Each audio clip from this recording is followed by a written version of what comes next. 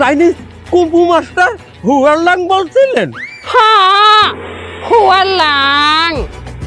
হুয়ারলাং, আপনি তো বাংলা ভাষা বোঝেন নাকি?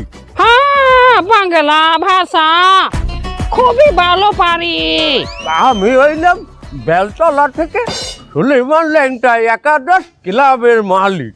তারা আমার এই ক্লাব উত্তর পাড়ার দ্বারে বিগত 10 বছর যে পরিমাণ গোল খেয়েছি এটাই আমি বাসায় কইতে মনে। এখন আমরা কোনো দিশা মিশা না পাইয়া আমরা আমনের শরণাপন্ন হয়েছি। আমি শুনছি আমনে বলে বাংলাদেশে এক ফির আইছিলেন ফুটবলের কোচ হিসাবে। ইয়া, হ্যাঁ, হাও ফুটবল কঠিন। সেই দল নাকি খুবই ভালো করছে, উন্নতি করছে আপনার পাইয়া। আমরা চাই আপনি চায়না গুনে বাংলাদেশে আইয়া আমাগো এই লেত্রা টিমের কোচের দায়িত্বটা নেন। নো প্রবলেম, আমার যা লাগবে ওইয়া দিলে আমি সব করতে পারি। তার আমাদের কি যে কি দেওয়া লাগবে এটা যদি একটু বাইল করিয়ে নিতেন।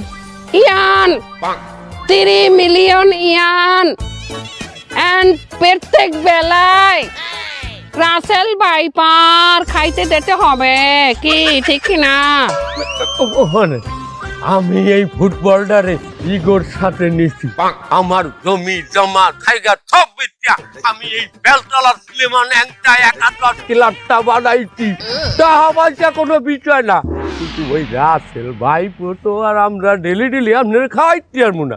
আর আমাগো ক্লাবের আশেপাশেই কতগুলা ডোরা কাটা বাচ্চা ফুটাইছি, সেগুলা দিলে হইবে তো?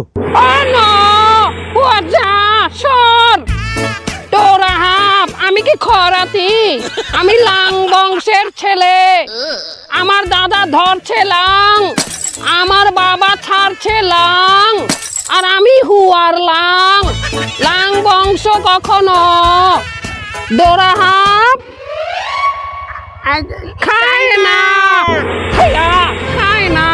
জি ঠিক আছে, তার আমরা আপনার টিকিট করিয়ে দিতে আছি।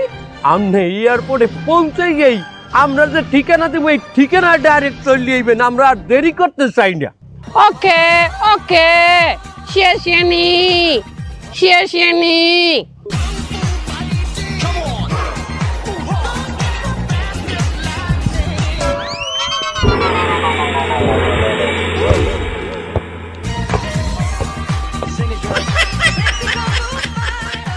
কি আথা মারছ?